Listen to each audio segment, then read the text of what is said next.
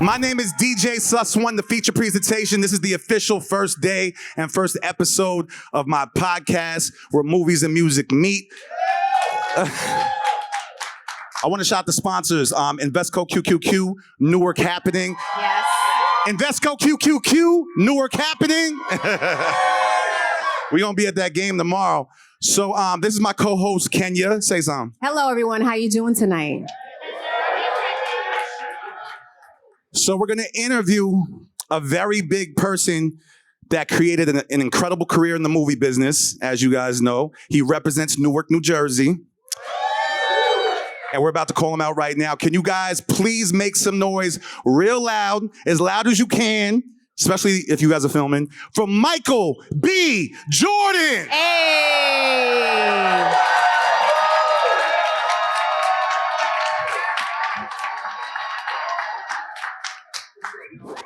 Make some noise for Michael B. Jordan, please. How y'all doing? Good.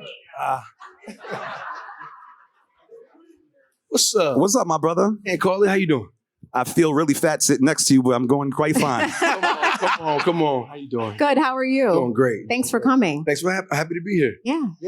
So I want to start off for people who might not know. I want you to explain what the HBCU Legacy Classic is and what it's all about. The HBCU Legacy Classic, Invesco QQQ is one of our sponsors, our main sponsor. It's honestly a HBCU tournament that I wanted to put on because HBCUs don't normally get the attention that they normally need, you know? It's Give it up for that. It's been a topic of conversation for a really long time, and people talk about it, but to get the teams in one place, to give them a national look so that scouts, you know what I'm saying, can give them the attention that they deserve is something that I really wanted to do. And it was really important for me to bring it back to my hometown. So I wanted to start in Newark, New Jersey at the Prudential Center, which is a big deal. And there's a lot of talented, students out there, student athletes that just don't get the facilities and the resources that they need in order to really continue their career past the collegiate level. And a lot of high school students don't really get an opportunity to go to HBCUs because they're always looking to the higher, D1 schools, the Dukes, the Syracuses, the colleges of that nature that really, have the most progress to the NBA. So that's awesome. one of the reasons why. So the Legacy Classic is a community initiative that plays a very important role in aiding the vitality of Newark. What does it mean to you to be a part of a cause that connects you back to your Newark roots? I mean, it means everything. For me, home is where the heart is. So I wanted to start there. And, like I said, it's really a rough route to kind of get to the NBA, to get those looks. And it's not all about just getting to the league because a lot of these athletes, they don't normally make it to that level. So it's about financial literacy. It's bigger than basketball. So I wanted to create things around the sport that gave them other opportunities to expand their mind and expand their education. So that was one of the things that was really important around the Classic. Give it up for that. What was it like growing up in Newark? Because I heard that you played basketball, actually, at the Arts College of Arts High School of Newark. Yeah. It was Why did you not go that route? I stopped growing. I stopped growing and I was working at the same time. I mean, for me, I was always competitive. I mean, my name is Michael Jordan. At that era, I got teased about any and everything. So for me, it put a healthy chip on my shoulder. You know what I'm saying? I wanted to be competitive at something. So for me, sports was a big deal growing up. And then once I started to, be successful, in the acting field, I made a healthy decision to stay in the entertainment industry and continue to kind of grow and progress from there. Nice. Yeah. So HBCUs, when we were talking earlier, are an educational foundation in communities of color. And how would you like to see these schools flourish over the next decade? And why do you think events like the Legacy Classic help further their cause? I think it just puts us on a national stage. It keeps us in the conversation. It's only the second year. Hopefully next year we're going to keep growing. The sponsors keep growing. The teams, the amount of HBCUs we can house at the Prudential Center will grow. And before you know it, it could be a full-on invitational. I want something that can compete with like Maui Invitational, things that we watch on TV that we expect every year. I want people to expect this and expect that from ourselves. So we have to kind of keep pouring back into our community. And, the alumni is really important as well. If you look at these other universities, they donate millions and millions of dollars to the athletic program so they can have the right facilities. So they students can eat better, they can train better, they can sleep. So for us, trying to start small, and then expand. So for now, we're happy where we're at, but we got a long way to go. That's good. Do you have a favorite memory growing up in Newark as a kid? Oh man, probably walking to the chicken shack. Yeah, getting them 2 kills breasts, you know what I'm saying, and some rolls. Yeah, that was probably one of my favorite memories growing up. But no, just being at home, riding bikes around the city, taking the PATH train over to West 4th Street or like Chelsea Piers over here to come hoop. Yeah, just being in the mix. I miss the East Coast. Yeah. How did growing up in Newark mold you into the man and the actor that you are today, in your opinion? I mean, I think that had a lot to do with my parents. Mom and dad were like the example of hard work. Dad was always working nights. Always, he was my example of just like working hard. Mom always, doing whatever she could to make ends meet. There's the grit and grind about Newark that you just, survival of the fittest almost,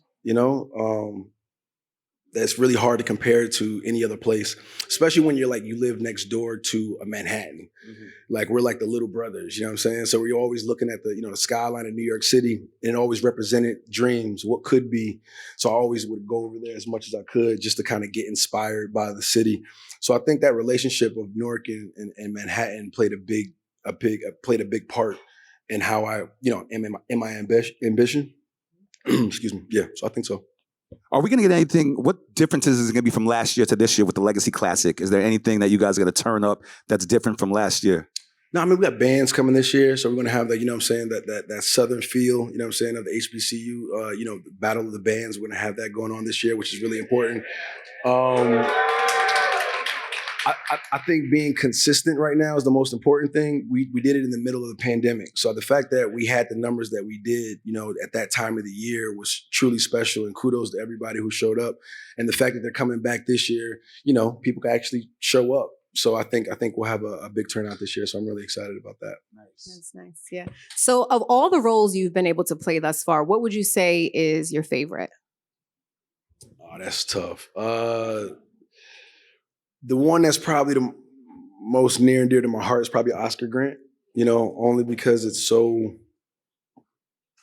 important, even today. I think we kind of put the world on notice with Fruitvale Station. That also cultivated my relationship with Ryan Coogler. But for me personally, it was right around the time Trayvon Martin, incident had happened.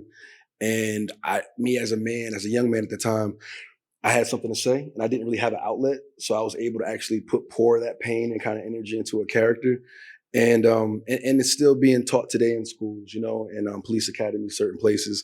So for me, that was kind of the most important one. Yeah.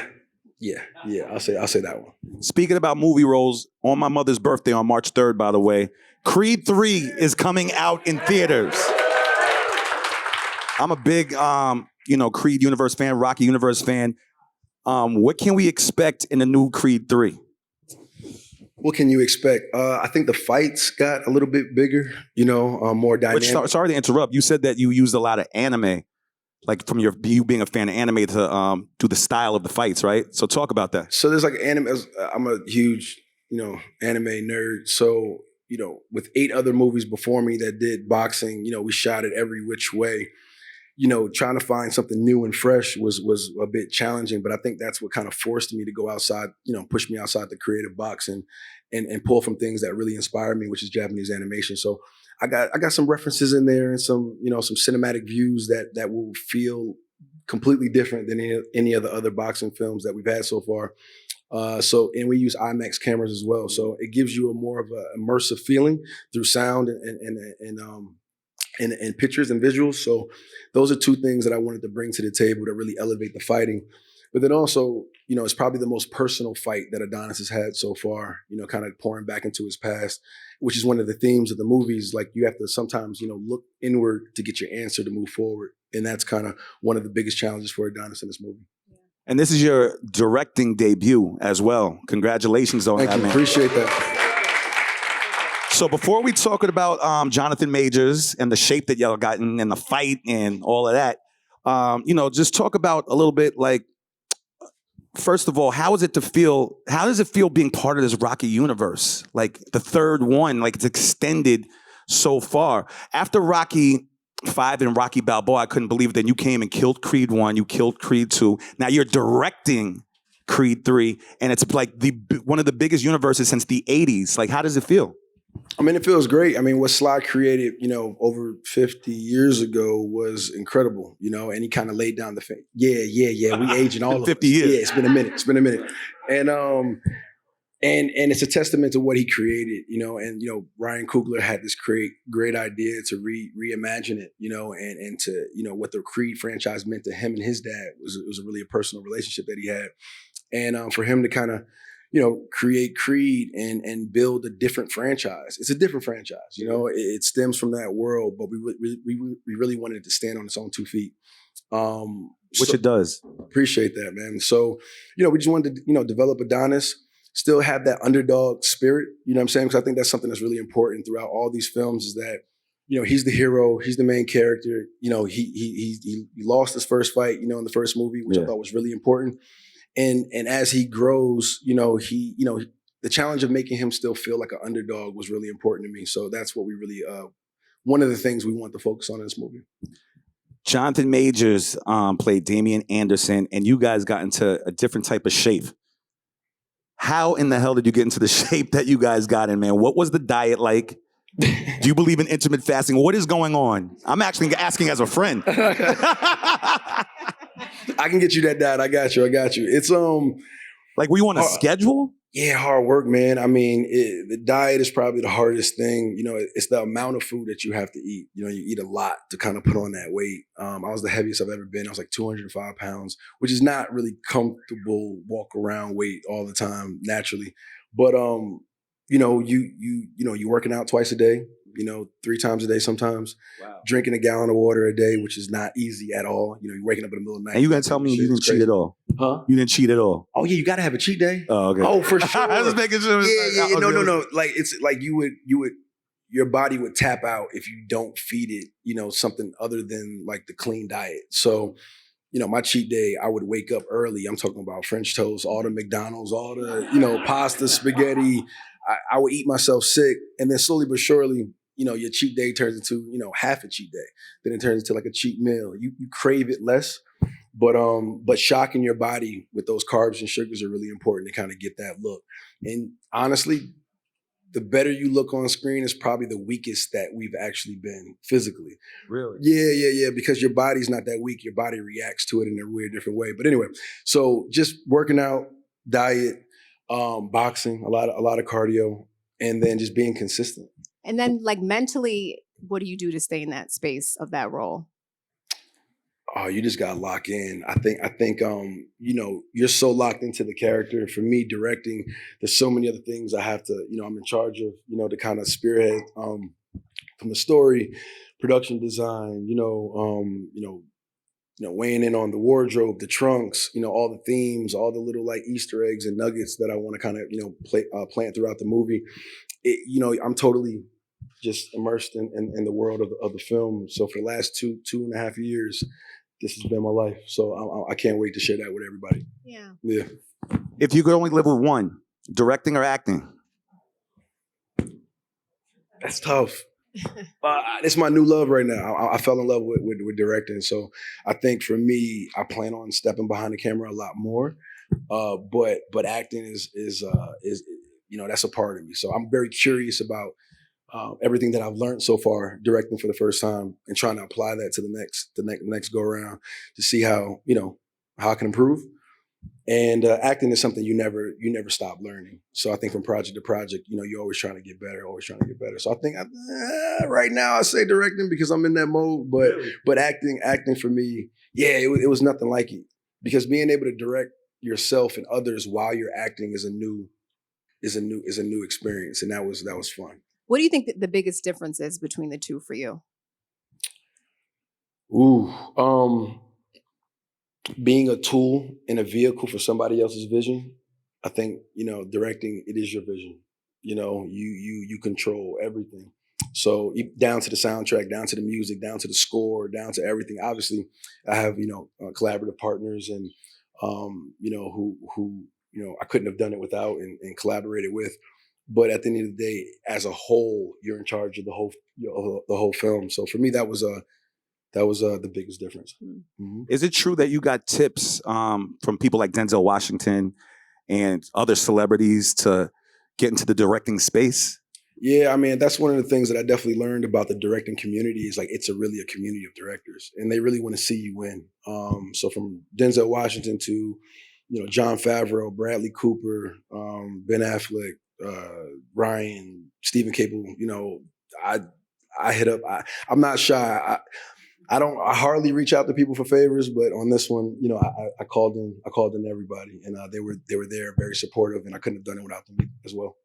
Without giving too much away, what can you tell us about the personal situation of why the fight is happening between Damian and Creed in the movie? Because from what I read with the plot, he was in prison for a while. He came out. You guys are old friends. How much can you tell us without giving away the movie? Is there anything you could tell us? That was pretty good. That was pretty good. No, I think, damn. Okay, let me think. That was good. Just tell us the movie. Yeah. I've been trying so hard with, dealing with these trailers. Oh my God, it's a whole thing to try to figure out what's too much to give away versus how to promote a movie. That's probably been one of the biggest, challenges thus far of like how not to give away so much, but also giving you guys enough to want to kind of get in and see something different. But I think for me, I think, childhood trauma that we all have in one way, shape, or form, and how we handle that, and how we face that is a big thing. I think the two of them were brothers growing up, and some things happened along the way, and they grew apart, and now they're kind of reconnecting again on a lot of different levels. So I'm excited, brother. I'm excited to see it. Is there anything you could tell us about the future of Michael B. Jordan besides directing? Is there anything going on in your life? I'm sure more acting roles is going to be coming real soon. Man, I'm really excited about this film. Going out there and doing that. I got some animation projects that I'm doing that I'm really into anime and animation. Got a sea moss beverage that I'm working on that's going to be dropping pretty soon, which is really good. Nice. I got a rum as well that I'm dropping as well. So got a couple other business ventures outside of the acting space that I'm getting into. I think I got a lot of stuff brewing, but that's kind of what I'm focusing on right now. I like to see it. Well, the Legacy Classic is tomorrow. You know what I'm saying? Do we have the exact time on that? It starts at 1:00 tomorrow, right? 1:00 at the Prudential Center. I think it's 1:00 tomorrow. Don't get me wrong. I think it's 1:00 tomorrow. It's 1:00. 1:00. All right, 1:00 tomorrow, the Legacy Classic. Creed 3 is in theaters March 3rd. I hope there's pre-sale tickets. Get the tickets immediately. And listen, man, this is a very big deal for me. It's the first episode of my podcast, The Feature Presentation. We're talking about movies. Congratulations to that, man. I appreciate it. Movie news, TV news, all that. So for you to be the first person, I greatly appreciate it. Appreciate you, bro. And keep winning, man, because you represent in Newark very hard body. Yes. You know what I'm saying? I just want to shout out the sponsors, Investco, QQQ, and Newark happening. And we greatly appreciate you, man. Keep winning. You're inspiring young black people all around the globe. You know what I'm saying? You're definitely inspiring Newark, and you inspire me, and you inspire a lot of millions of people. So I appreciate you, and thank you for coming, my brother. Appreciate you. Make some noise for Michael B. Jordan.